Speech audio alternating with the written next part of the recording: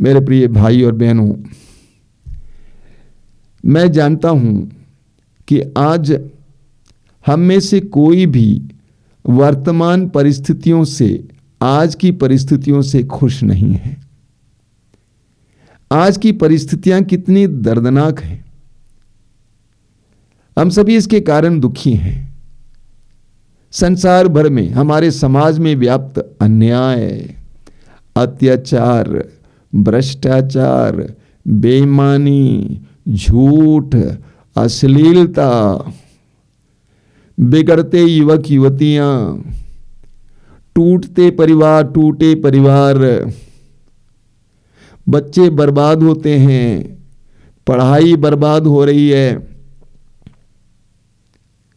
छोटे छोटे नन्हे बच्चे भी बीमार पड़ जाते हैं, जन्म से ही हृदय रोग, शुगर का रोग, नन्हे मुन्नों में कोलेस्ट्रॉल का रोग, विभिन्न प्रकार की रोग लेकर बच्चे जन्म लेते हैं। इन सारी परिस्थितियों से हम दुखी हैं, खिन्न हैं। ऐसे हम किसको दोषी ठहराएं, किसको कोसें, हम क्या करें। शोक ग्रंथ के अध्याय 3 उसके वाक्य 39 से 41 तक हमारे लिए प्रभु की ओर से एक जबरदस्त संदेश है। प्रभु कहते हैं, मनुष्य क्यों शिकायत करे, मनुष्य क्यों शिकायत करे, इससे कहीं अच्छा है कि वो अपने पापों पर नियंत्रण रखें। हम अपने आचरण की जांच और परीक्षा करें और प्रभु की ओर अभिमुख हो जाएं। हम अपने हृदय और हाथ स्वर्ग के ईश्वर की ओर कर लें। ये हमारे लिए प्रभु की ओर से जवाब है। हम अपनी परिस्थितियों से बिल्कुल खुश नहीं हैं, तो हमें क्या करना चाहिए, किसको कोसें, किसको दोषी ठहराएं। प्रभु कहते हैं, मनुष्य क्यों शिकायत करे, इससे कहीं अच्छा है कि वो अपने पापों पर नियंत्रण रखें। हम अपने आचरण की जांच और परीक्षा करें और प्रभु की ओर अभिमुख हो जाएं। हम अपने हृदय और हाथ स्वर्ग के ईश्वर की ओर कर लें। ऐसी परिस्थितियों में प्रभु कहते हैं, हम अपने हृदय और हाथ प्रभु की ओर कर लें। तिमोथी का पत्र, तिमोथी के नाम संत पौलुस का पहला पत्र, अध्याय 2 वाक्य 8, संत पौलुस कहते हैं, हम सारे विवाद छोड़कर अपने हाथ स्वर्ग की ओर उठाकर प्रार्थना करें। सारे विवाद छोड़कर हम अपने हाथ स्वर्ग की ओर उठाकर प्रार्थना करें। हमें प्रेरित चरित्र के अध्याय 12 में पढ़ने को मिलता है। प्रभु यीशु के शिष्यों पर अत्याचार शुरू हो चुका था। राजा हेरोद ने प्रभु यीशु के 12 प्रेरितों में से एक याकूब को मरवा डाला। इसको देखकर यहूदी बड़े खुश हो गए कि यीशु के शिष्य मारे जा रहे हैं। ये देखकर कि यहूदी इतने खुश हो गए, राजा हेरोद ने सोचा कि यहूदियों को प्रसन्न करने का तरीका है प्रभु यीशु के शिष्यों को एक एक करके मार डालना। प्रेरितों का अगुआ पेतरुस को उसने बंदी बना लिया, गिरफ्तार कर लिया और बंदी गृह में रख दिया। बंदी गृह के अंदर के सेल में रखा और 16 सिपाहियों की निगरानी में रखा। अब बताइए, राजा हेरोद ने पेतरुस को बंदी बना लिया है, गिरफ्तार किया है, और राजा हेरोद अब पास्का पर्व के बाद पेतरुस को मार डालने वाला है। तो राजा हेरोद के हाथ से कौन उसको छुड़ा सकता है। एक भयानक परिस्थिति प्रभु के शिष्यों के सामने आई। हमारे अगुआ पेतरुस राजा के द्वारा पकड़ा गया है, उसकी हत्या होने वाली है। कठिन परिस्थिति, उसको बाहर लाने का कोई उपाय नहीं है। कभी कभी हम भी ऐसी परिस्थितियों में फंस जाते हैं। बिजनेस शुरू करने के लिए कर्ज लिया, बिजनेस टूट गया, अब कर्ज वापस नहीं दे पा रहे हैं, पैसा पाने का कोई उपाय नहीं है, घिर गया है चारों ओर से। जिस नारी के साथ बातचीत चल रही थी, उस नारी के साथ रिश्ता बढ़ गया है और वो नारी परेशान करने लगती है। सभी लोग जान गए हैं, शादीशुदा हैं, परेशान है, कैसे बाहर निकलेगा। जिस लड़के से प्यार करती थी वो लड़का उसको इस्तेमाल करने लगता है, ब्लैकमेल करने लगता है, उसके पास बहुत सारी चीजें हैं उसके पास। अब क्या किया जाए, बाहर आना मुश्किल है। कठिन परिस्थिति में क्या करें, जब हम लोग चारों ओर से घिर जाते हैं, बाहर निकलने के लिए कोई उपाय नहीं है, ऐसी परिस्थिति में क्या करें। स्तोत्रकार कहता है स्तोत्र 121, मैं अपनी आंखें पर्वतों की ओर उठाता हूं, मैं अपनी आंखें पर्वतों की ओर उठाता हूं, क्या वहां से मुझे सहायता मिलेगी। जिसने स्वर्ग और पृथ्वी को बनाया है वही मेरी सहायता करेगा। जब परिस्थितियां विकट हो जाती हैं, हमारे वश के बाहर हो जाती हैं, उन सारी परिस्थितियों में हमें क्या करना है, स्तोत्रकार की तरह में भी अपनी आंखें पर्वतों की ओर उठाना है। स्तोत्र 123 में स्तोत्रकार कहता, वाक्य 2 और 3 में कहता है, जिस तरह दास की आंखें स्वामी के हाथों पर टिकी रहती हैं, जिस तरह दास की आंखें स्वामी के हाथों पर टिकी रहती हैं, जिस तरह दासी की आंखें स्वामिनी के हाथों पर टिकी रहती हैं, उसी तरह मेरी आंखें प्रभु पर टिकी रहती हैं। जब तक मुझे दया न मिले तब तक मेरी आंखें प्रभु पर टिकी रहेंगी। ऐसी परिस्थितियों में हमें यही करना है। बार बार फिलिप्पी 4:6 आपको बताया जाता है, पौलुस कहते हैं किसी बात की चिंता ना करें, किसी बात की चिंता ना करें, हर जरूरत में प्रार्थना करें, विनय तथा धन्यवाद के साथ अपना निवेदन प्रभु के सामने रखें। प्रेरित चरित्र अध्याय 12 में हम पढ़ते हैं शिष्यों ने यही किया। जब पेतरुस बंदी गृह में रखा गया, कठिन परिस्थिति में था, उस समय सभी शिष्य मिलकर प्रार्थना कर रहे थे। 12 वाक्य 5 में हम पढ़ते हैं, विश्वासी लोग आग्रह के साथ प्रार्थना करने लगे और प्रभु ने एक चमत्कार दिखाया। अद्भुत ढंग से प्रभु ने एक स्वर्गदूत के जरिए पेतरुस को बंदी गृह से बाहर ले आया और हमारे जीवन में भी प्रभु यही करेंगे।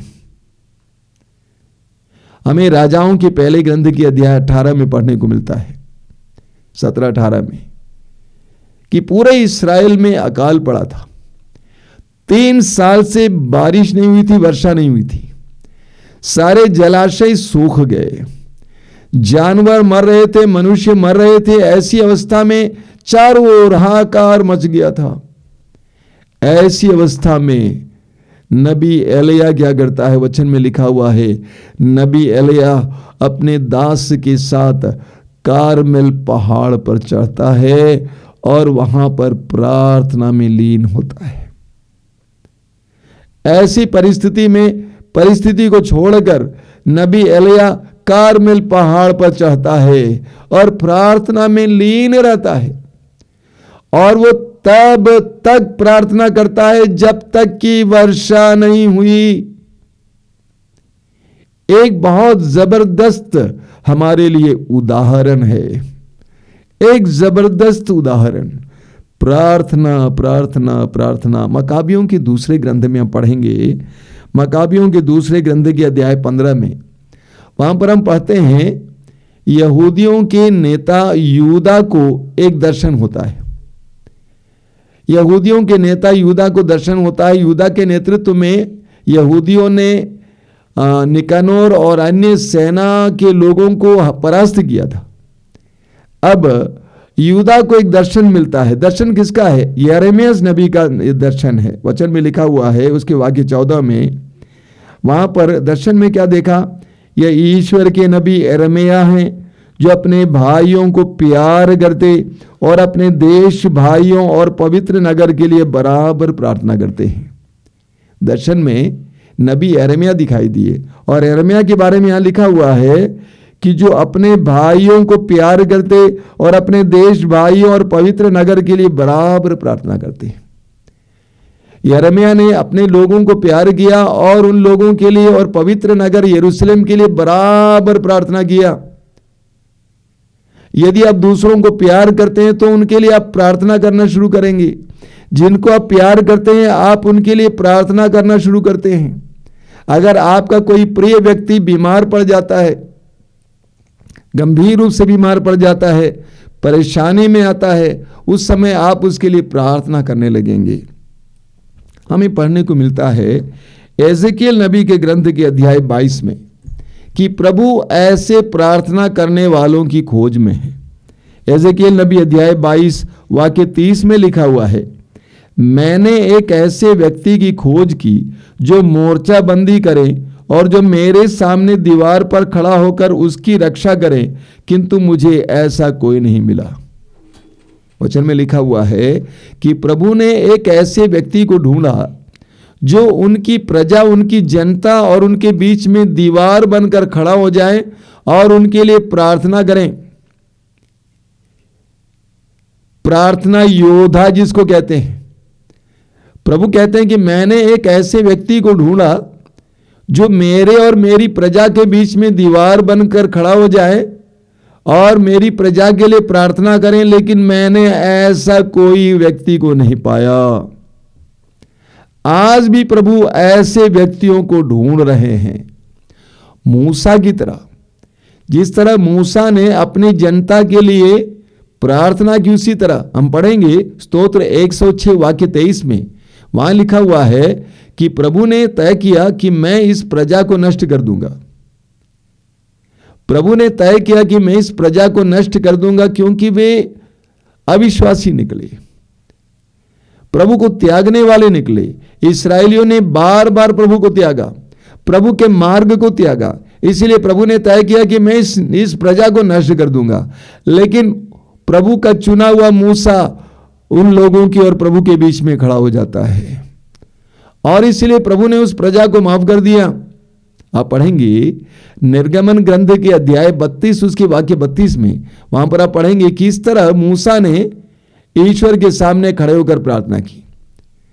मूसा ने कहा कि प्रभु आप अपनी प्रजा को क्षमा करें, उनके पापों और अपराधों को माफ करें। यदि आप अपनी प्रजा को क्षमा नहीं करेंगे तो आपके जीवन के ग्रंथ से मेरा नाम काट देना। क्या जबरदस्त प्रार्थना है। मूसा ने कहा प्रभु अपनी प्रजा को क्षमा करें वरना मेरा नाम आपने ग्रंथ से काट देना, मेरा नाम निकाल देना। मूसा ने इस प्रकार अपनी प्रजा के लिए प्रार्थना की और ईश्वर ने प्रजा को क्षमा किया, इस्राएलियों को क्षमा किया मूसा के कारण, मूसा की प्रार्थना के कारण। इसी प्रकार आप पढ़ेंगे कि निर्गमन ग्रंथ के अध्याय 17 में अमलकी लोग इस्राएलियों पर आक्रमण करने के लिए आए। अमलकी लोग बराबर इस्राएलियों पर आक्रमण करते थे और आक्रमण करने के लिए आई इस्राएलियों के पास कोई विशेष सेना नहीं थी। मूसा ने योशुआ से कहा कि तुम एक काम कर, कुछ लोगों को चुनकर मैदान में उनसे लड़ने के लिए चल दे और मैं पहाड़ पर चढ़ूंगा और वहां पर प्रभु के दिए हुए इस लाठी को स्वर्ग की ओर उठाकर प्रार्थना करूंगा। और मूसा ने ऐसा ही किया। अगले दिन योशुआ एक सेना लेकर या कुछ लोगों को लेकर अमलकियों से लड़ने के लिए चला जाता है। मैदान में योशुआ लड़ रहा है, लेकिन पहाड़ पर मूसा क्या कर रहा था? मूसा अपनी प्रजा के लिए हाथ उठाकर प्रार्थना कर रहा था। शाम तक मूसा ने प्रार्थना की और मूसा के प्रार्थना के द्वारा इस्राएली जनता बच गई। एक मूसा की प्रार्थना के द्वारा इस्राएली जनता बच गई। प्रभु ऐसे लोगों की खोज में है। मूसा की तरह देश के लिए प्रार्थना करने के लिए तैयार लोग, समाज के लिए प्रार्थना करने के लिए तैयार लोग, कलीसिया के लिए प्रार्थना करने के लिए तैयार लोग, परिवारों के लिए प्रार्थना करने के लिए तैयार लोगों की खोज में है, प्रार्थना योद्धाओं की खोज में है। कौन मेरे सामने खड़ा होगा, मेरी प्रजा के लिए प्रार्थना करेगा, उनके लिए माफी की भीख मांगेगा। मत भूलिए, एक मूसा की प्रार्थना ने पूरे राष्ट्र को बचाया। एक मूसा की प्रार्थना ने पूरे राष्ट्र को विनाश से बचाया। ऐसे लोगों की खोज में है। मुझे अब भी याद है, कुछ साल पहले की बात है, हमारे बनारस में एक परिवार है, एक बेटी है जिसका नाम मैं नहीं लेना चाहता हूँ। उसके परिवार में एकमात्र वो बेटी है। उसका पिता जल निगम में काम करता था और एक बार एक बांध का पानी देखने गया था, ऊपर से गिर गया। नीचे जाकर उसका सिर एक पत्थर पर टकराया। 1.5 महीने तक वो अस्पताल में बेहोश पड़ा रहा। अंत में अस्पताल के लोगों ने कहा कि इसको ले जाइए, इसमें कोई जान नहीं है। लेकिन वो बेटी इतनी अच्छी विश्वासी थी, इतनी अच्छी विश्वासी, प्रभु पर निर्भर रहने वाली, प्रार्थना करने वाली। उसने डॉक्टरों से कहा कि डॉक्टर साहब थोड़ा समय और दीजिए, और वो लड़की प्रार्थना को और तेज कर देती है। उसकी प्रार्थना के द्वारा आज उसका पिता चंगा है, चलता फिरता है, बोलता है, खाता पीता है। ऐसे लोगों की आवश्यकता है। अभी कुछ दिन पहले की बात है, मैं एक विश्वासी के घर गया था। उस घर में, उस परिवार में वो नारी और उसका एकमात्र बेटा, ये दोनों विश्वासी हैं, बाकी लोग विश्वासी नहीं है। तो वहां पहुंचते ही मैंने कहा, वहां पे जो इकट्ठे लोग थे उनसे कहा, कोई बात नहीं, अगर किसी घर में 2 खिड़कियां भी खुली रहेंगी तो उस घर के अंदर प्रकाश आएगा। 2 खिड़कियां भी खुली रहेंगी, एक भी खिड़की खुली रहेगी, उसमें प्रकाश आएगा। अगर वो भी बंद हो जाएगी तो पूरा अंधकार में हो जाएगा। चिंता का विषय नहीं, मैंने कहा, जारी रखिए। वो बहन बहुत प्रार्थनामय व्यक्ति है, बहुत अच्छी विश्वासी है। मैंने कहा, प्रेरित चरित्र के अध्याय 16 वाक्य 31 में क्या लिखा हुआ है? आप यीशु मसीह में विश्वास कीजिए, आपको और आपके परिवार को मुक्ति मिलेगी। आप यीशु मसीह में विश्वास कीजिए, आपको और आपके परिवार को मुक्ति मिलेगी। एक व्यक्ति की प्रार्थना के द्वारा, एक व्यक्ति के विश्वास के द्वारा उसके परिवार में आशीष पर आशीष आ सकती है। मैंने स्वयं देखा है। शुरू में कई परिवारों में एक एक विश्वासी हुआ करते थे, लेकिन मैं बराबर उनसे कहा करता था, अपने परिवार के लिए प्रार्थना करते जाओ। प्रार्थना करते करते करते पूरे परिवार में आशीष और प्रभु का प्रकाश आ जाता है। एक व्यक्ति की प्रार्थना के द्वारा परिवार में आशीष आ सकती है। बोलिए hallelujah, hallelujah, hallelujah, hallelujah, hallelujah, hallelujah, hallelujah. Hallelujah. हम दानियल के ग्रंथ के अध्याय 9 में पढ़ते हैं दानियल की प्रार्थना के बारे में। वहां पर हम पढ़ते हैं कि दानियल यिर्मयाह नबी के ग्रंथ पढ़ रहा था। उस समय अचानक यिर्मयाह नबी की भविष्यवाणी दिखाई दी, जहां पर यरूशलेम के विनाश के बारे में लिखा गया था। तो दानियल ने क्या किया? दानियल कहते हैं, मैं दानियल धर्म ग्रंथों में उन 70 वर्षों का उल्लेख पढ़ रहा था जिसके दौरान नबी यिर्मयाह के अनुसार यरूशलेम उजाड़ पड़ा रहेगा। तब प्रभु ईश्वर पर ध्यान लगाकर मैंने टाट ओढ़े और शरीर पर भस्म रमाकर उपवास व्रत लिया। मैंने अपनी प्रार्थनाएं प्रस्तुत करके प्रभु के सामने अपने पापों की स्वीकारोक्ति की। जब दानियल को यरूशलेम के विनाश के बारे में, जो होने वाले विनाश के बारे में जानकारी मिली या भविष्यवाणी सुनने को मिली, तो दानियल ने क्या किया? टाट ओढ़कर, शरीर पर भस्म लगाकर, राख लगाकर, व्रत करते हुए, उपवास करते हुए प्रार्थना करना शुरू किया। यरूशलेम के विनाश के बारे में सुनते ही, उसकी भविष्यवाणी के बारे में सुनते ही दानियल टाट ओढ़कर, राख लगाकर, उपवास करते हुए प्रार्थना करना शुरू करता है। हमें ऐसे लोगों की आवश्यकता है जो अपने लोगों के लिए प्रार्थना करने के लिए तैयार है। आपने संत अगस्तिन के बारे में सुना है, आपने संत अगस्तिन की मां संत मोनिका के बारे में भी सुना है। अगस्तिन पापमय जीवन जी रहा था, उसकी युवावस्था पाप में बीती, उसकी युवावस्था पाप में बीती और उसकी मां लगातार अपने पुत्र के हृदय परिवर्तन के लिए प्रार्थना कर रही थी। वर्षों वर्षों वर्षों। लूकास के समाचार के अध्याय 18 उसके वाक्य 1 में हम पढ़ते हैं, नित्य प्रार्थना करनी चाहिए और कभी हताश नहीं होना चाहिए। नित्य प्रार्थना करनी चाहिए और कभी हताश नहीं होना चाहिए। मोनिका ने अपने बेटे के हृदय परिवर्तन के लिए निरंतर प्रार्थना की, कई वर्षों तक प्रार्थना की कि उसका बेटा परिवर्तित हुआ, एक संत बना। उसके कारण वो स्वयं संत बन जाती है। प्रभु को ऐसे लोगों की जरूरत है, ऐसे प्रार्थना योद्धाओं की जरूरत है। आज की परिस्थितियों को बदलने के लिए, आज के दुखमय परिस्थिति में हमें उद्धार देने के लिए ऐसी प्रार्थना करने वालों की जरूरत है। अभी कुछ दिन पहले कुछ धर्म बहनें बता रही थी, पिछले साल कोरोना काल में उनके समाज में एक बहन को कोरोना हो गया, बहुत गंभीर अवस्था में थी। विश्वास करेंगे आप, 1.5 महीने तक वेंटिलेटर में थी, 1.5 महीने तक वेंटिलेटर में थी। और वे बहनें पूरे धर्म समाज में सर्वत्र उस बहन के लिए प्रार्थना कर रहे थे।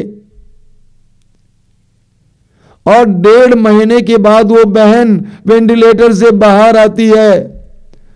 उसने कहा, जब वो होश में है, उसने कहा कि मुझे ईस्टर मनाना है, पास्का पर्व मनाना है।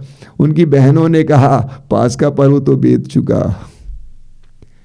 1.5 महीने वेंटिलेटर में, उसके बाद वो जिंदा वापस आती है। प्रार्थना का चमत्कार देखिए, प्रार्थना का चमत्कार हमें सुसमाचार में पढ़ने को मिलता है। लूकस के सुसमाचार के अध्याय 22 में प्रभु यीशु कहते हैं कि उन्होंने अपने शिष्यों के लिए प्रार्थना की। वचन में सुनिए, लूकस अध्याय 22 उसके वाक्य 31 और 32 में प्रभु ने कहा, सीमोन सीमोन, शैतान को तुम लोगों को गेहूं की तरफ फटकने की अनुमति मिली है, परंतु मैंने तुम्हारे लिए प्रार्थना की है। मैंने तुम्हारे लिए प्रार्थना की है जिससे तुम्हारा विश्वास नष्ट ना हो। जब तुम फिर सही रास्ते पर आ जाओगे तो अपने भाइयों को भी संभालोगे। प्रभु यीशु सीमोन से कहते हैं कि शैतान को तुम लोगों को पटकने की अनुमति मिली है, लेकिन मैंने तुम्हारे लिए प्रार्थना की है। और वास्तव में ऐसा हुआ। प्रभु यीशु ने अपने शिष्यों के लिए प्रार्थना की, हालांकि वे भटक गए थे, लेकिन वे वापस आ जाते हैं। प्रभु कहते हैं कि मैंने तुम्हारे लिए प्रार्थना की है। मेरे प्रिय भाई और बहनों, ये समय है एक दूसरे के लिए प्रार्थना करने का समय। हमें ऐसे लोगों की आवश्यकता है जो एक दूसरे के लिए प्रार्थना करें। एक विश्वासी होने के नाते, एक मसीही होने के नाते, ये हमारा परम कर्तव्य है। तिमोथी के नाम संत पौलुस के पैत्र के पहले पत्र के अध्याय 2 में हम पढ़ते हैं। पौलुस क्या कहते हैं? अध्याय 2 उसके वाक्य 1 से पौलुस कहते हैं, मैं सबसे पहले ये अनुरोध करता हूं कि सभी मनुष्यों के लिए, विशेष रूप से राजाओं और अधिकारियों के लिए अनुनय विनय, प्रार्थना, निवेदन तथा धन्यवाद अर्पित किया जाए, जिससे हम भक्ति तथा मर्यादा के साथ निर्विघ्न तथा शांत जीवन बिता सके। पौलुस कहते हैं कि मैं सबसे पहले आप लोगों से अनुरोध करता हूं कि आप सब लोगों के लिए प्रार्थना करें। सबसे पहले एक विश्वासी का प्रथम और सबसे महत्वपूर्ण कर्तव्य है दूसरों के लिए प्रार्थना करना। कभी कभी हम लोग बोलते हैं, क्या करें भाई, मैं सिर्फ आपके लिए प्रार्थना ही कर सकता हूं। ऐसा क्यों कहते हैं? मैं सिर्फ आपके लिए प्रार्थना ही कर सकता हूं। बिल्कुल नहीं, ऐसा नहीं कहना चाहिए, ये बोलना चाहिए, कोई बात नहीं, मैं आपके लिए प्रार्थना करूंगा। Prayer is the best thing that you can give to your brother. प्रार्थना वो सबसे महत्वपूर्ण चीज है जो आप अपने भाई या बहन को दे सकते हैं। मत्ती के सुसमाचार अध्याय 21 वाक्य 22, मत्ती अध्याय 21 वाक्य 22 में प्रभु यीशु ने क्या कहा है? बहुत जबरदस्त वचन है कि विश्वास के साथ जो प्रार्थना की जाती है उस प्रार्थना को प्रभु सुनते हैं। मत्ती अध्याय 21 उसके वाक्य 22 में प्रभु कहते हैं, जो कुछ तुम विश्वास के साथ प्रार्थना में मांगोगे वह तुम्हें मिल जाएगा। मत्ती अध्याय 7 वाक्य 7 में प्रभु ने कहा, मांगो और तुम्हें दिया जाएगा। वही प्रभु कहते हैं, जो कुछ तुम विश्वास के साथ प्रार्थना में मांगोगे वह तुम्हें मिल जाएगा। कभी भी ये नहीं कहना चाहिए कि मैं आपके लिए प्रार्थना ही कर सकता हूं, ही हटाओ, और बोलना चाहिए मैं आपके लिए प्रार्थना करूंगा। विश्वास के साथ जो प्रार्थना की जाती है, प्रभु यीशु कहते हैं कि तुम्हें मिल जाएगा। विश्वास के साथ जो प्रार्थना की जाती है, प्रभु कहते हैं तुम्हें मिल जाएगा। याकूब का पत्र उसके अध्याय 5 वाक्य 15 में क्या लिखा हुआ है, बहुत जबरदस्त वचन है। याकूब अध्याय 5 वाक्य 15 में याकूब कहते हैं, वह विश्वासपूर्ण प्रार्थना रोगी को बचाएगी और प्रभु उसे स्वास्थ्य प्रदान करेगा। यदि उसने पाप किया है तो उसे क्षमा मिलेगी। विश्वासपूर्ण प्रार्थना की ताकत देखिए।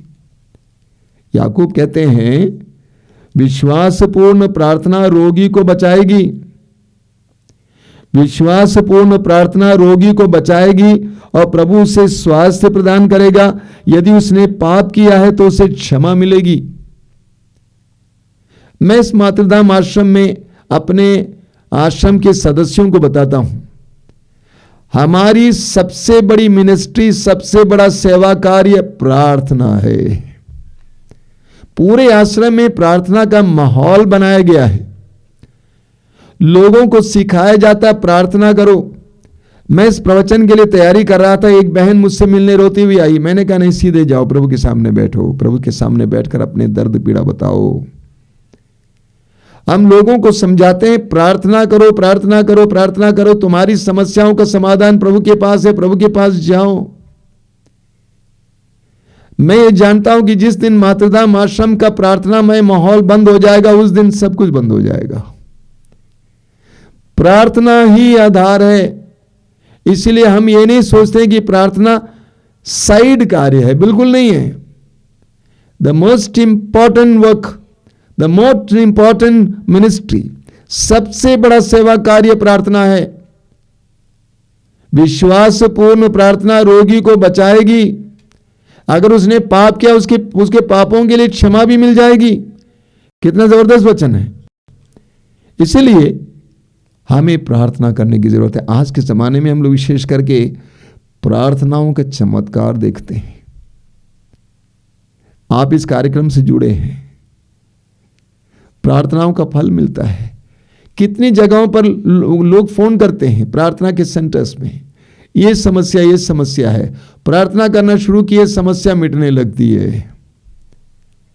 मदर तेरेसा के जमाने में जब वो जिंदा थी, उस समय उनके धर्म समाज के, उनकी संस्थाओं में कोई खाने के लिए चीजें नहीं होती थी, पैसा नहीं होता था। धर्म बहनें उनको फोन करती थी तो तुरंत वो बोलती थी प्रार्थना करना शुरू करो, तुरंत बोलती थी प्रार्थना करना शुरू करो। हमारे आश्रम में भी कई ऐसे अवसर आए जब हमारे पास आर्थिक रूप से शक्ति नहीं थी। उन सारे क्षणों में मैं भी लिख कर देता था प्रार्थना करो, प्रार्थना करो, प्रार्थना करो। तो हमें प्रार्थना करना है। आज प्रार्थना की आवश्यकता है, ये मत भूलिए। आपके जीवन में जो हो रहा है उसके लिए अन्य लोग जिम्मेदार हैं। यानी अन्य लोग आपके लिए प्रार्थना कर रहे हैं कि आप बीमार हैं। इस संसार में लाखों लोग रोगियों के लिए प्रार्थना करते हैं, उसका फल आपको मिल रहा है। क्या आप युवा हैं, आपके जीवन में विभिन्न समस्याएं हैं, लाखों लोग युवाओं के लिए प्रार्थना करते हैं, उसका फल आपको मिल रहा है। क्या आपका परिवार टूट गया है, आप परेशान हैं, लेकिन आप ठीक हो गए हैं, ये मत भूलिए। आप जैसे लोगों के लिए लाखों लोग प्रार्थना कर रहे हैं टूटे परिवारों के लिए। कि आप एक धर्म बहन हैं या पुरोहित हैं, लाखों लोग आपके लिए प्रार्थना कर रहे हैं, इसीलिए आप सही सलामत हैं। इसलिए हमारी जिम्मेदारी है कि हम दूसरों के लिए प्रार्थना करें। तिमोथी के नाम संत पौलुस का पत्र अध्याय 2 वाक्य 3 में संत पौलुस कहते हैं ये उचित है। दूसरों के लिए प्रार्थना करना उचित है, क्योंकि दूसरे लोग आपके लिए प्रार्थना करते हैं तो ये आपका सामाजिक कर्तव्य है कि आप उनके लिए भी प्रार्थना करें। मेरे प्रिय भाई और बहनों, परिस्थितियां बहुत बिगड़ती जा रही हैं, आज और भी बिगड़ती जा रही हैं। इन बिगड़ती परिस्थितियों में आप और मुझ विश्वासी की जिम्मेदारी है एक दूसरे के लिए प्रार्थना करें। मैं आपसे अनुरोध करूंगा, प्रार्थना बढ़ाइए, दूसरों के लिए प्रार्थना करना शुरू कीजिए। अपने लिए मत कीजिए, दूसरों के लिए प्रार्थना कीजिए। जब आप दूसरों के लिए प्रार्थना करेंगे, प्रभु आपको आशीर्वाद देंगे। आइए हम प्रार्थना करें। प्रभु यीशु धन्यवाद देते हैं इन पलों के लिए, तेरे पवित्र वचनों के लिए धन्यवाद देते हैं, आज के दिन के लिए धन्यवाद देते हैं। पवित्र वचनों के द्वारा तूने हमें आह्वान किया है कि हम एक दूसरे के लिए कृपा के माध्यम बने, एक दूसरे के लिए प्रार्थना करें, सारे संसार के उद्धार के लिए प्रार्थना करें, कलीसिया के लिए प्रार्थना करें, पुरोहितों के लिए, धर्म बहनों के लिए प्रार्थना करें, टूटते परिवारों के लिए प्रार्थना करें, युवाओं के लिए प्रार्थना करें, राजनीतिज्ञों के लिए प्रार्थना करें, तिरस्कृत लोगों के लिए प्रार्थना करें। प्रभु यीशु तेरी तरह हमें भी प्रार्थना करने के लिए कृपा दीजिए। वचन में लिखा हुआ है कि तू पिता के दाहिने विराजमान होकर हमारे लिए प्रार्थना करता है। हमें भी तेरे करीब आकर लोगों के लिए प्रार्थना करने के लिए कृपा दीजिए। आमीन।